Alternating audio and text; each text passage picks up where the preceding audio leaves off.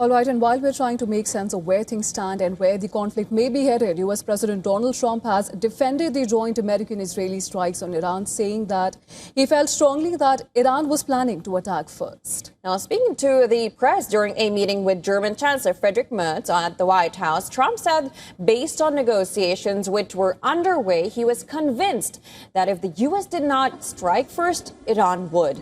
Well, Trump added that he might have forced Israel's hand. Listen to this. Countries get along very well.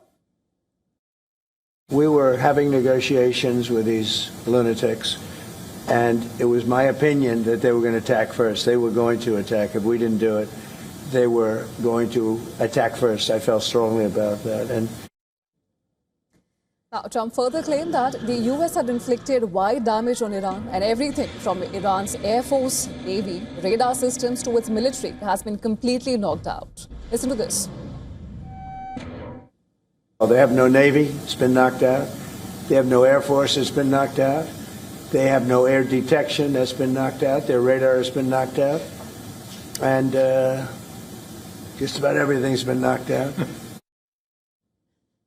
Further, Trump said that a worst-case scenario in his attack on Iran would be that a new leader is as bad as the late Ayatollah Ali Khamenei. Further, when questioned about reporters if he had a name in mind, Trump replied that most of the names preferred by Washington are already dead. I guess the worst case would be we do this and then somebody takes over who's as bad as the previous person, right? That could happen. We don't want that to happen. That would probably be the worst. You go through this, and then in 5 years you realize you put somebody in who is no better. So we'd like to see somebody in there that's going to bring it back for the people. And we'll see what happens with the people. You know, they have their chance. And we've said don't do it yet. If you're going to go out and protest, don't do it yet. It's very dangerous out there. A lot of bombs are being dropped. But I would say that would be about the worst. Do you have someone in mind right now? Because you said all the people you did have in mind have been taken out. What do you think? Well, most of the people we had in mind are dead.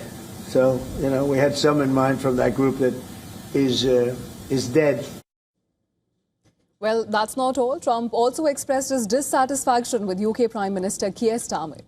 The UK has not joined the US-Israeli attack on Iran, but has allowed US forces to use UK bases. Trump also hit out at Starmer for agreeing to return the Chagos Island to Mauritius, which houses the joint UK-US military base in Diego Garcia. I'm not happy with the UK either. That island that you read about, the lease, okay, he made it for whatever reason, he made a lease of the island. Somebody came and took it away from him. And it's taken 3-4 days for us to work out where we can land there. It would have been much more convenient landing there as opposed to flying many extra hours.